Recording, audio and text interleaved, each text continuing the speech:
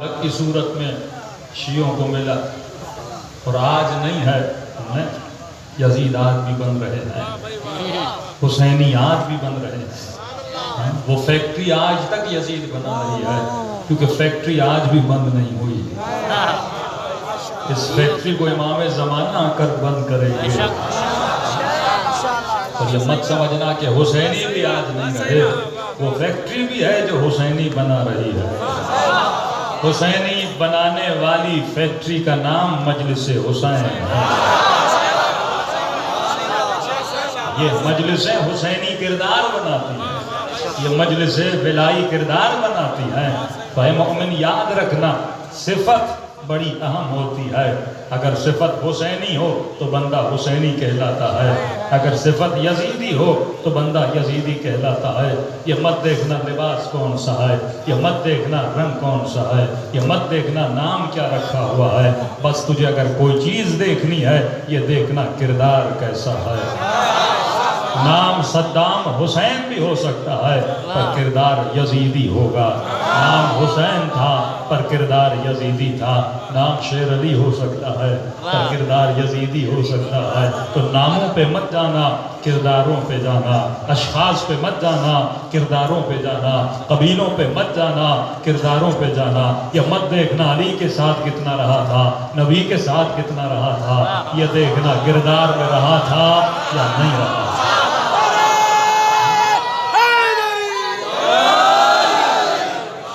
اصل کردار بتاتا ہے، اصل کردار بندے کو عیاں کر رہا ہے۔ کہ ایک جگہ پہ ایک اہل سنت کے مولانا بیٹھے ہوئے تھے، سورہ حدید کی آیتیں پڑھنے کو ملی تو کہا کہ سورہ حدید میں کچھ ایسے تھے جو میدان احد میں نبی کو چھوڑ کے چلے گئے۔ تو اس نے فوراً کہا کہ اس آیت کا ذکر اتنا نہ کریں، آپ شیعہ یہ بتاتے ہیں کہ فلاں بھاگا تھا، فلاں بھاگا تھا، فلاں بھاگا تھا۔ ہم نے کہا کہ ہم نے نام تو نہیں لیا، بتا تو آپ رہے ہیں۔ نام تو نہیں لیا، آپ ہی بتا رہے ہیں، ہم نام نہیں لیتے، ہم کردار بتاتے ہیں۔ اور قرآن نے بھی نام نہیں لیا کون بھاگے تھے۔ جب میں کثیر تھا مسلمانوں کا تو نبی کو چھوڑ کے چلے گئے تھے۔ ہاں یہ اور بات ہے کہ شیعہ کچھ کو پوائنٹ آؤٹ کرتے ہیں، لیکن اکثریت رسول کو چھوڑ کے وہاں پہ چلی گئی تھی اور کہا کہ قرآن کی آیت بھی ہے، پھر آپ اتنا کیوں پڑھتے ہیں؟ آیت میں خدا یہ بھی کہہ رہا ہے کہ جو نبی کو چھوڑ کے بھاگ گئے اللہ نے ان کو بخش دیا تھا۔ میں نے کہا یہ بھی سچ ہے، وہ رحمت للعالمین نبی ہے۔ جب وہ حمزہ کے قاتل کو بخش سکتا ہے تو بھاگنے والوں کو کیوں نہیں بخشے گا؟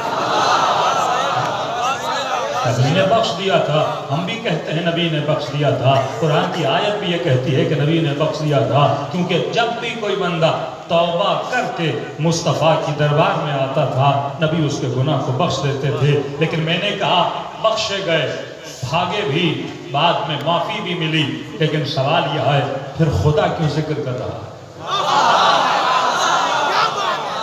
اصل پوائنٹ تو یہ ہے کہ خدا قرآن میں ایک واقعے کو لا رہا ہے، مطلب واقعے کی اہمیت بہت ہے۔ قرآن قصوں کی کتاب نہیں ہے۔ آواز آتی ہے وَاعْتَبِرُوا يَا أُولِي الْأَلْبَابِ، اے صاحبان اولی الالباب ہے۔ یہ قرآن عبرت ہے صاحبان فہم و شعور و عقل کے لیے۔ قرآن سے بے وقوف عبرت نہیں لیتا، قرآن سے جاہل عبرت نہیں لیتا، قرآن سے صاحب عقل عبرت لیتا ہے۔ یہ کبھی یوسف کا قصہ، کبھی یعقوب کا قصہ، کبھی نوح کا قصہ، کبھی داؤد کا قصہ، کبھی بنی اسرائیل کی گائے کا قصہ۔ یہ قصے کی کتاب نہیں ہے، یہ عبرت کی کتاب ہے۔ اگر واقعہ اہم تھا تبھی خدا نے ذکر کیا، لیکن سوال یہ ہے کہ تم نے ان کے بھاگنے سے اور نبی کے معاف کرنے سے عبرت کون سی دی؟ اللہ اگر ذکر کر رہا ہے تو خدا صفات کا بتانا چاہتا ہے کہ اے مومن ذرا غور سے دیکھنا، جس کے وجود میں اللہ پر توکل تھا وہ ٹوٹی ہوئی تلوار سے لڑتا ہوا نظر آیا، اور جس کے وجود میں توکل نہیں تھا وہ نبی کو چھوڑ کے غنیمت کی طرف دوڑ گیا۔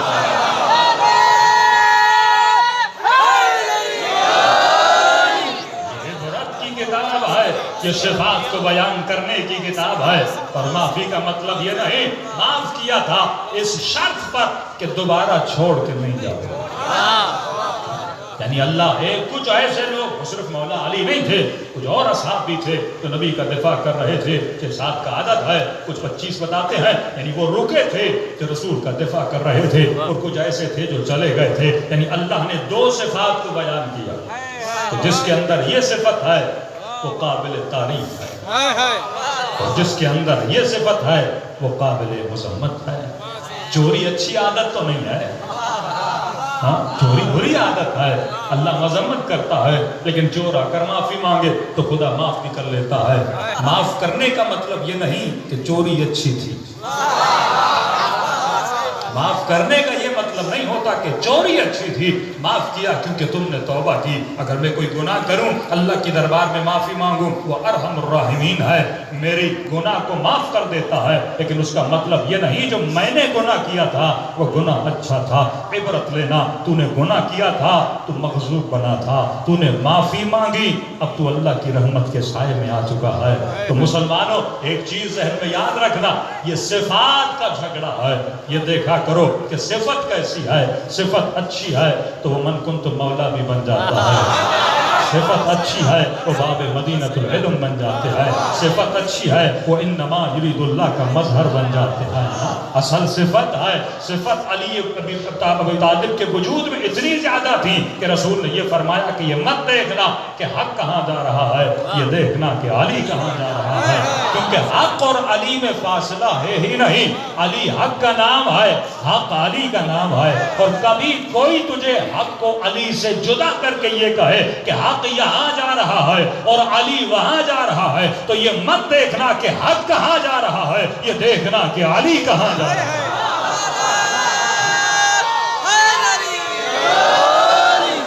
تبھی ان کو مظہر صفت خدا کہا جاتا ہے، یعنی اللہ کی صفت اگر کسی کے وجود میں ظہور پذیر ہوتی ہے تو وہ وجود اہل بیت کا وجود ہے۔ وہ کریم ہے، اس کے کرم کو دیکھنا ہے تو مصطفیٰ کے کرم کو دیکھ لو۔ وہ رحیم ہے، اس کے رحم کو دیکھنا ہے تو رحمت للعالمین کو دیکھ لو۔ وہ سخی ہے، اس کی سخاوت کو دیکھنا ہے تو علی ابن ابی طالب کو دیکھ لو۔ وہ بخشنے والے ہیں، یہ مصیبت کا جملہ ہے، لیکن سخاوت حسین کے لیے، معرفت کو بڑھانے کے لیے کافی ہے کہ جب امام حسین خیمے میں جاتے ہیں فرماتے ہیں بہن زینب مجھے سب سے زیادہ پرانا کرتا دو۔ سب نے سنا ہوا ہے نا، اگلا جمعہ بہت کم لوگوں نے سنا ہے۔ فرمایا کرتا دو، بہن نے پرانا کرتا دیا، حسین نے خنجر سے پارا پارا کیا اور وہ کرتا پہنا۔ پہننے کے بعد بہن نے کہا کہ بھائی کرتا پرانا تھا، پھاڑ دو، کہ ان عربوں کو میں جانتا ہوں، شاید پرانا کرتا بھی میرے بدن سے اتارے۔ آخر میں کہا کہ بہن وہ پیلے رنگ کا کرتا، رنگ مجھے دقیق یاد نہیں ہے لیکن خاص رنگ امام نے کہا کہ وہ پیلے رنگ کا کرتا لاؤ۔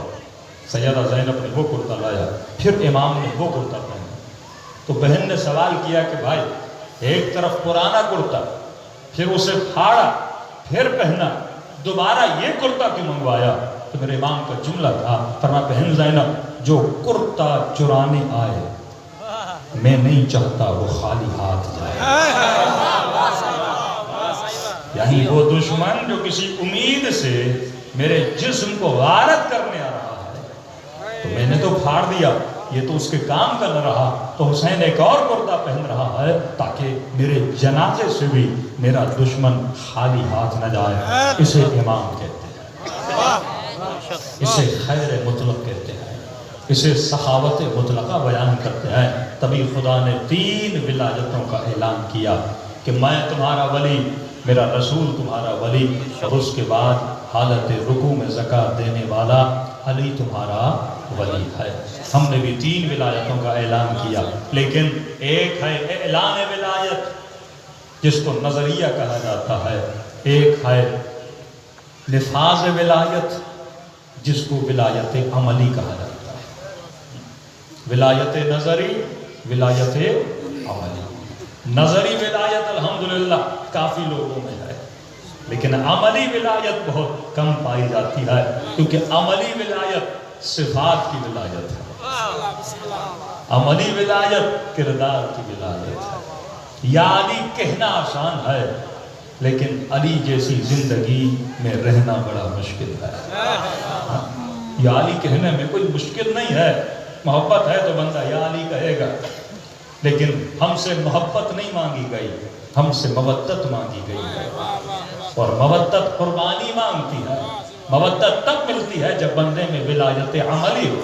آج سب سے زیادہ شور شرابہ ہمیشہ رہا ہے، اس زمانے میں بھی رسول کے جانے کے بعد جب جنگ صفین میں قرآن کو نوک نیزہ پہ اٹھایا گیا تھا، وہ ولایت نظری کا اعلان تھا کہ اللہ کے علاوہ کوئی حکم نہیں چلے گا۔ ہر زمانے میں شور شرابہ ولایت نظری کا ہوتا ہے، بہت کم توجہ کی جاتی ہے ولایت عملی پر۔ ولایت نظری کی وجہ سے لوگ جنتی نہیں بنتے، ولایت عملی کی وجہ سے لوگ جنتی بنتے۔ نظریہ تو شمر کا بھی تھا، نظریہ تو ابن سعد کا بھی تھا، اس نے بھی کہا لا الہ الا اللہ محمد رسول اللہ۔ لشکر حسین والوں نے بھی کہا لا الہ الا اللہ محمد رسول اللہ، لیکن فرق کیا تھا؟ وہ صرف نظری ولایت والے تھے، یہ عملی ولایت والے تھے۔ تو عملی ولایت بندے کو جب اللہ دینا چاہتا ہے تو اس کے لیے کچھ شرائط ہیں، یہ اتنی آسانی سے نہیں ملتی، کیونکہ یہ جو میدان ہے یہ طاہروں کا میدان ہے، یہ پاک پاکیزہ لوگوں کا میدان ہے۔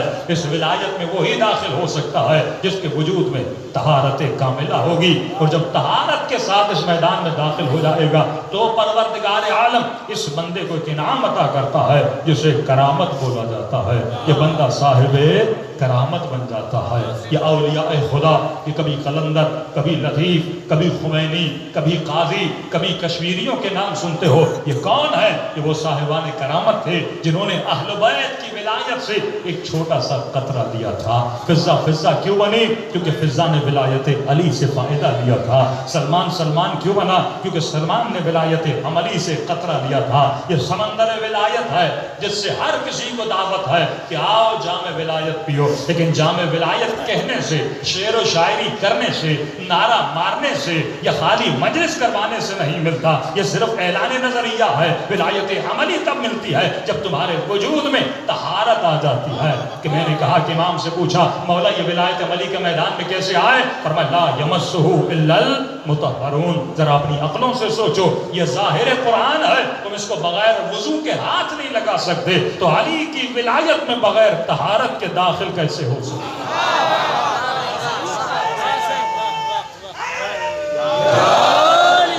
یہ نام طہارتوں والا نام ہے، اور طاہر زبان یہ نام لے سکتی ہے، نجس لوگ یہ نام لے نہیں سکتے۔ کہ بندہ نشے کی حالت میں ہو اور علی علی کرے، علی کا نام طہارت میں لیا جاتا ہے، نشے میں نہیں لیا جاتا۔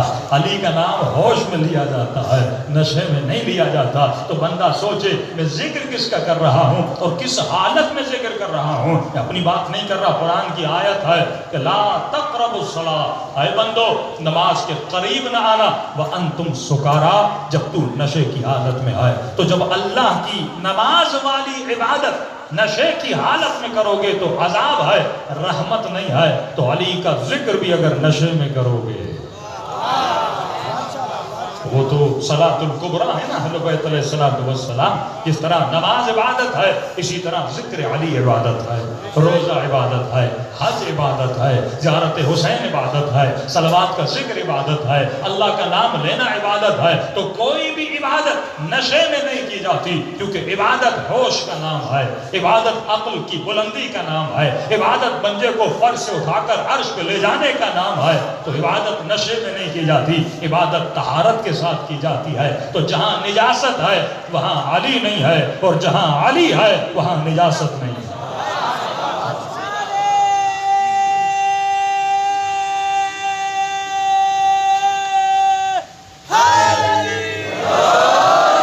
یاد رکھنا، کیونکہ یہ پاکوں کا گھر ہے، یہ پاکوں کا ذکر ہے۔ نہ یہ نجاست کے قریب جاتے ہیں، نہ نجاست ان کے قریب آ سکتی ہے۔ یعنی اگر میرے اندر نجاست ہے وہ میرے قریب نہیں آئیں گے، اور اگر میرے اندر نجاست ہے میں ان کے قریب نہیں جا سکتا۔ تو میں نے پہلی مجلس میں شرائط بتائی تھی، پہلی شرط قرب ولایت کی یہ ہے کہ فرمایا کہ علی والے کا لباس پاک ہوتا ہے۔ اگر یاد ہو پہلی شرط کیا تھی؟ کہ علی والے کا لباس پاک ہوتا ہے۔ نجس لباس والا بندہ کبھی بھی ولایت کے میدان میں داخل نہیں ہو سکتا۔ کبھی لذت عبادت، لذت ذکر اہل بیت حاصل نہیں کر سکتا اگر لباس نجس ہے. تو بچے جب سے ممیز ہو جائیں بچپن سے بتاؤ یہ بچی بچہ ہے کہ لباس پاک ہونا چاہیے. نجاسات کیا کیا ہیں, کون سی چیزیں نجس ہیں, یہ اسے پڑھاؤ. صرف مولوی کے پاس بھیج کر قرآن کا سپارہ نہ پڑھایا کرو. اس مولانا کو بولو میرے بچے کو نجاسات بھی بتاؤ کیا ہیں, طہارات بھی بتاؤ کیا ہیں. کپڑا نجس ہو جائے تو پاک کیسے ہوتا ہے, کون سی نجاست کس طرح پاک ہوتی ہے.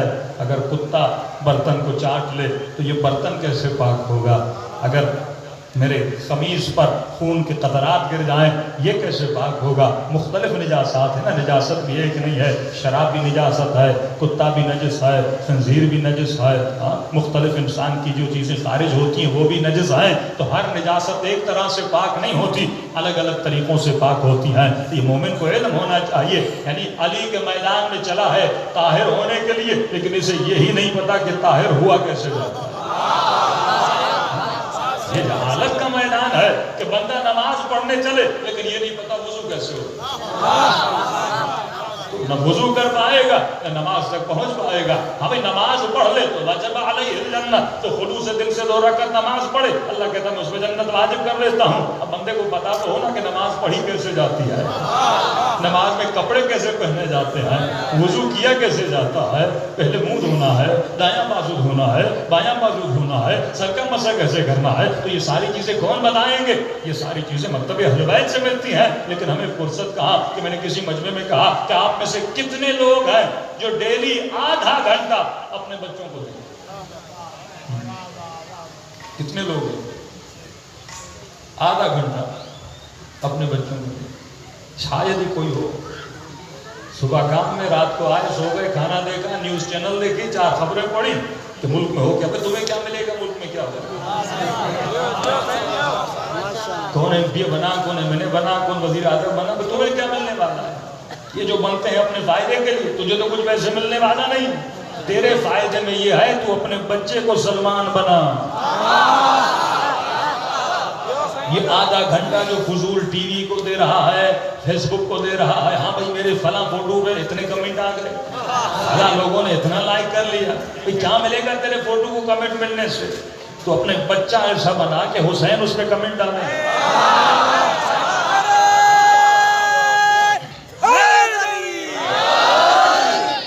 ایسے حسینی بچے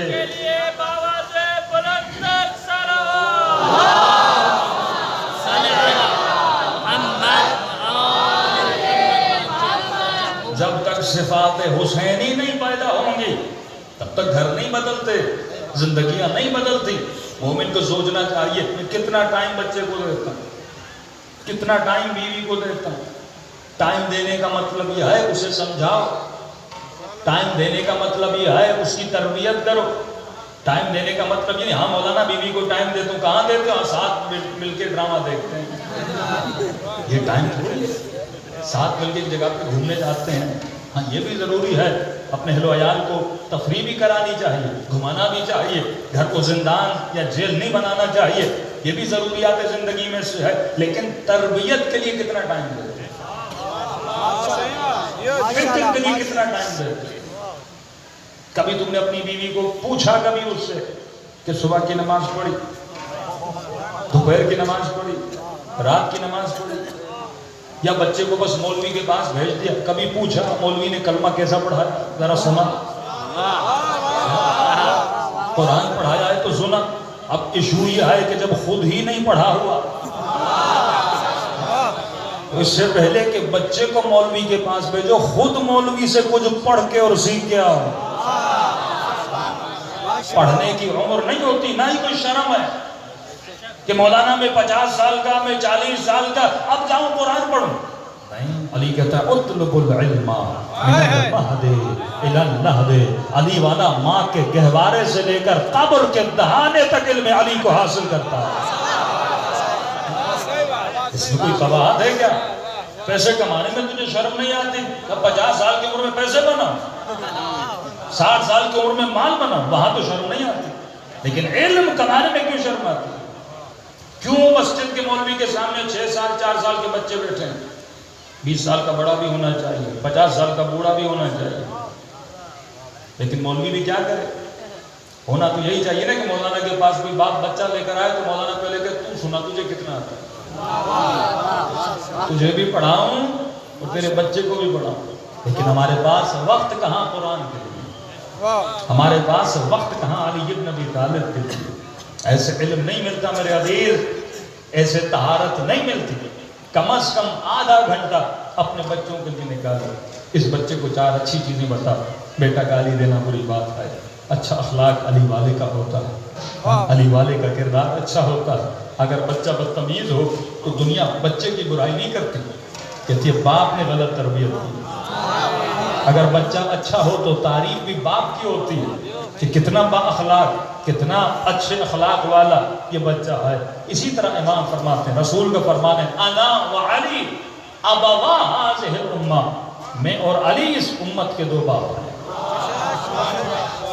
مطلب اگر تو برا ہوگا بدنامی علی کی ہوگی، اگر تو برا ہوگا بدنامی مصطفیٰ کی ہوگی. یہ مسلمان جتنا کریکٹر لیس ہوتا جا رہا ہے، بدنامی اس کی نہیں ہو رہی، بدنامی رسول خدا کی ہو رہی ہے. گندے کام یہ کرتا ہے، کارٹون میرے نبی کے بنائے جاتے ہیں. ہاں، دہشت گردی یہ کرتا ہے، لیکن دہشت گردی کا الزام اسلام پر اور رسول خدا پہ لگتا ہے. تبھی فرما دیا تھا کہ ہم امت کے 2 باپ ہیں. اگر تو اچھا بنے گا تعریف ہماری ہوگی، جس طرح تیرا بچہ اچھا بنتا ہے تعریف تمہاری ہوتی ہے. تو فرمایا سب سے پہلا درجہ وہ لباس کی پاکی کا درجہ ہے. اور ابتدا کہاں سے ہوتی ہے؟ گھر سے ہوتی ہے.